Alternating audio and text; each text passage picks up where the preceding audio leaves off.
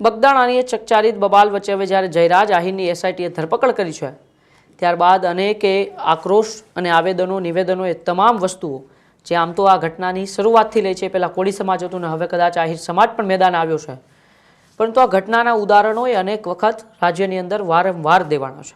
એ પછી હમણાં થોડા સમય પહેલાં જ અભ્યુદય સંમેલનની અંદર બળદેવજી ઠાકોરે જે સંમેલનની અંદર પોતાના સમાજને પરસોત્તમ સોલંકીનું ઉદાહરણ આપીને નિવેદન આપ્યું હતું, ટકોર કરી હતી. હવે તેને લઈને જ કોળી સમાજની એકતાને લઈને એક પાટીદાર આગેવાનનું નિવેદન સામે આવ્યું છે. પાટીદાર સમાજના આગેવાન અને જાણીતા ઉદ્યોગપતિ ધીરુ ગજેરાએ મોટું નિવેદન આપ્યું છે. બગદાણાની આ ઘટનાને લઈને સમાજની એકતા શું હોય છે તેને લઈને ધીરુ ગજેરાએ શું કહ્યું અને શું હકીકત કોળી સમાજની જે એકતા હતી અને ત્યારબાદ તેમને જે ન્યાય મળ્યો છે એ અન્ય સમાજો માટે પ્રેરણાદાયી છે કે નહીં, તેની આજે આપણે ચર્ચા કરવી છે. બગદાણાની ચકચારિત બબાલમાં હીરા સોલંકી હોસ્પિટલ ખાતે પહોંચે છે, ત્યાંથી નિવેદન આપે છે કે આપણે ગાંધીનગર ખાતે જવાનું છે.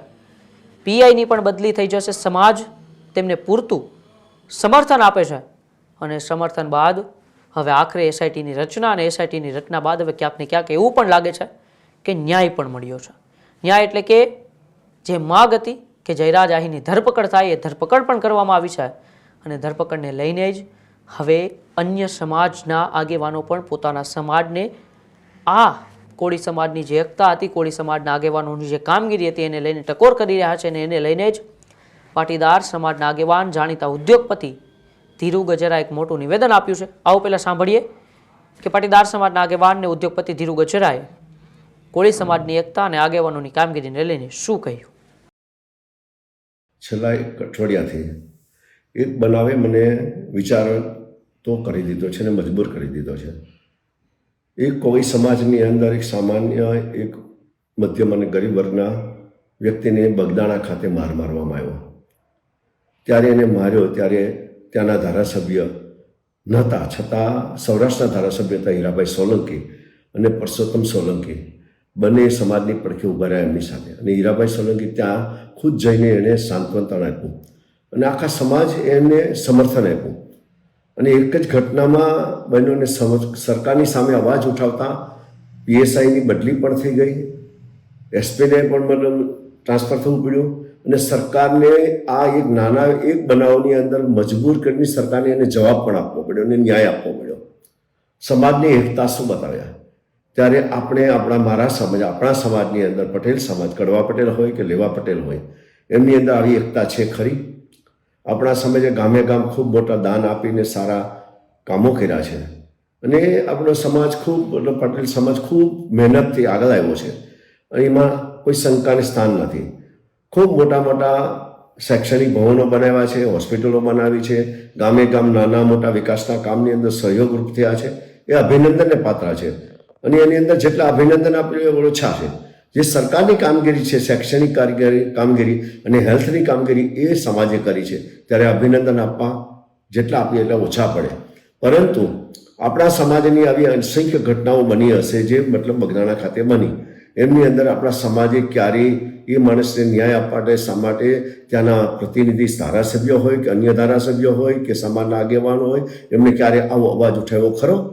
અગાઉના ટાઈમની અંદર થતું હતું, અત્યારે કેમ નહીં? આપણા સમાજની અંદર જે પ્રગતિ થઈ, પૈસા થયા, ધનવાન થયા, મોટા બિલ્ડરો થયા, આગેવાન થઈ, ડરપોક પણ આવી ગયું, સમાજની એકતા તૂટી ગઈ. સમાજની અંદર આજના દિવસમાં ચાર્ટર પ્લેન લઈને છાસવારે દિલ્હી અને ગાંધીનગર જનારા સમાજના આગેવાનોએ આ વિચારવાની જરૂર છે કે આપણા સમાજની અંદર કોઈ પણ નાની મોટી ઘટનાઓની અંદર આપણે એક ગારિયાધામનો એક બનાવ હતો બળાત્કારનો થોડા વર્ષ પહેલાં, એની અંદર એક સ્ત્રીની ઉપર બળાત્કાર કરીને એને મારી નાખવામાં આવી હતી અને 4 લોકો એની અંદર બળાત્કાર કર્યો હતો, પરંતુ એને આજ સુધી ન્યાય નથી મળ્યો. સમાજે ક્યારેય સરકાર સામે અવાજ ઉઠાવ્યો ખરો? સરકારથી આટલી બધો ડર શાનો? સરકાર તમારા પૈસાથી તમે ધન આપો છો, પાર્ટીઓને ફંડ આપો છો અને પાર્ટીઓને ચૂંટીને મોકલો છો, ત્યારે તમારા પ્રતિનિધિ ડરપોક કેમ? તમારો પ્રતિનિધિ ડરપોક ન હોવો જોઈએ. તમારો સામાન્ય ગામડાનો બનાવ હોય, તાલુકાનો હોય, શહેરનો હોય, સમાજનો હોય કે અન્ય સમાજનો હોય, કોઈ પણ રાષ્ટ્રનો સવાલ હોય, શૈક્ષણિક, આરોગ્ય હોય, અન્ય હોય, લો એન્ડ ઓર્ડર હોય, પ્રજાને પૈસે મતલબ પ્રજાના જાન માલ મિલકતની રક્ષણ કરવાની જ્યારે સરકારની હોય ત્યારે સરકારની આમાં અવાજ ઉઠાવવો જ જોઈએ. અને સરકારની સામે અવાજ ઉઠાવનારાઓને કેમ આપણે મતલબ નથી છોડતા? આપણે વિચારવું પડશે કે માત્ર સમાજની વાહવાહ કરનારા, ભાઠાઈ કરનારા, સમાજના મતલબમાં આગેવાનો ભાઠાઈ કરનારા શુક્રાઓએ ભાઠાઈ કરવાની જરૂર શું છે? વાહવાહ કરવાની જરૂર શું? એનું મતલબ કે કંઈક તમારે કંઈક આર્થિક લાભ હશે તો જ, કંઈક તમે રીતથી દબાયેલા હશે તો, પણ એમાંથી આપણે છૂટવું જોઈએ.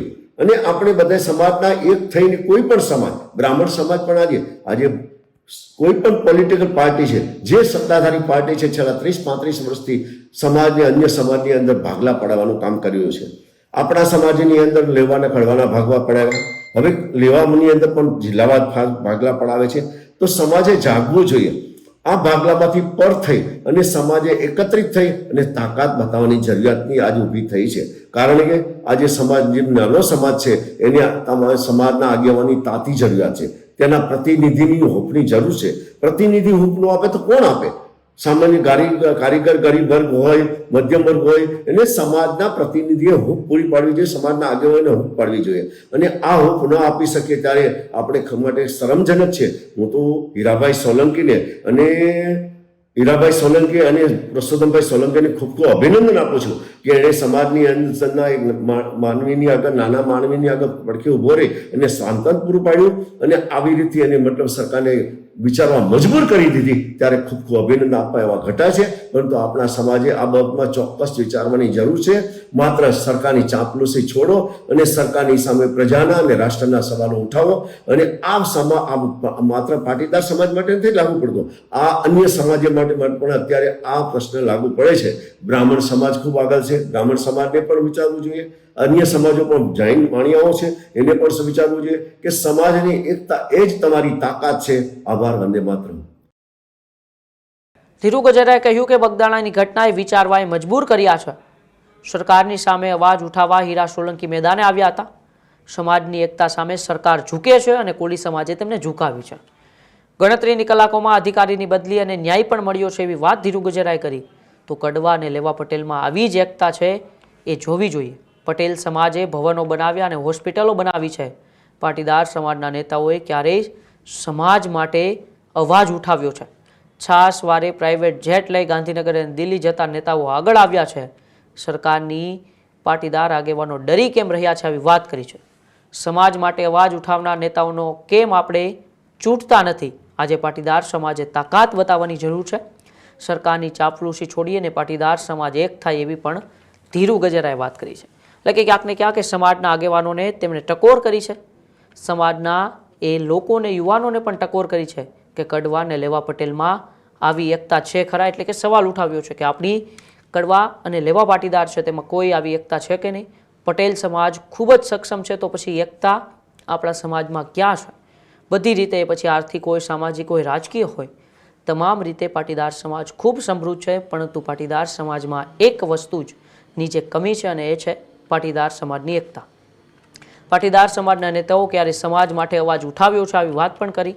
છાસવારે પ્રાઇવેટ જેટ લઈને ગાંધીનગર અને દિલ્હી જતા નેતાઓ આગળ આવ્યા છે. એટલે ક્યાંક ને ક્યાંક નરેશ પટેલને તેમણે ટકોર કરી હોય એવું અત્યારે આપણે કહી શકીએ છીએ. કારણ કે 2022ની ચૂંટણી સમયે એ પ્રાઇવેટ જેટ લઈને નરેશ પટેલ દિલ્હી ગયા હતા અને રમેશ ટીલાલાની ટિકિટ લઈને આવ્યા હતા. તો ક્યાંક ને ક્યાંક આડકતરી રીતે ધીરુ ગજેરાએ નરેશ પટેલને પણ કહી દીધું કે છાસવારે એ દિલ્હી જેટ લઈને જતા નેતાઓ જ સમાજમાં આગળ આવ્યા છે. સમાજ માટે અવાજ ઉઠાવનાર નેતાઓ કેમ સમાજ તેમને ચૂંટતી નથી? પાટીદાર સમાજ સામેના એ સવાલો, પાટીદાર સમાજને ટકોર ધીરુ ગજેરાએ કરી છે અને ધીરુ ગજેરાએ વાત પણ કરી છે કે આવા નેતાઓને આપણે ચૂંટવા જોઈએ. જે સમાજ માટે અવાજ ઉઠાવે છે, જે સમાજના સામાન્ય લોકો માટે બોલીને આવે છે, આવા તમામ નેતાઓ માટે આપણે આગળ આવવું જોઈએ. આવા તમામ નેતાઓને આપણે ચૂંટીને મોકલવા જોઈએ. આવી વાત ધીરુ ગજેરાએ કરી છે. પરંતુ જોવાનું એ રહેશે કે એક બાદ એક સમાજ, અન્ય સમાજો, બળદેવજી ઠાકોર હોય કે પછી અન્ય કોઈ સમાજના આગેવાનો હોય, એ પોતાના કોળી સમાજના એકતાના ઉદાહરણો, હીરા સોલંકી, પરસોત્તમ સોલંકીની એ નેતૃત્વના ઉદાહરણો પોતાના સમાજના લોકોને આપે છે, પોતાના સમાજના આગેવાનોને આપે છે. શું ખરેખર એ હીરા સોલંકી, પરસોત્તમ સોલંકી અને કોળી સમાજની એકતાએ નવનીત બાલદિયાને ન્યાય અપાવ્યો છે કે પછી કોઈ રાજકીય સોગઠા ગોઠવીને એ ન્યાય આપવામાં આવ્યો છે? તો હવે જ્યારે સમય આવશે ત્યારે જ ખબર પડશે. આ ઘટનાની અંદર દરરોજ નવા ખુલાસા થશે. એ ખુલાસા બાદ જ ખબર પડશે. પરંતુ આવી જ અવની માહિતી સાથે અમે તમારા સુધી આવતા રહેવાના છીએ. અને હા, ધીરુ ગજેરાના નિવેદન બાબતે તમારે શું માનવું છે કે પાટીદાર સમાજની એકતા હકીકત ક્યાં ગઈ છે? અમારા કોમેન્ટ બોક્સમાં અચૂકથી જણાવજો. બાકી જોતા રહેજો ન્યૂઝરૂમ ગુજરાત, ગુજરાતનો ગર્જનાર. નમસ્કાર.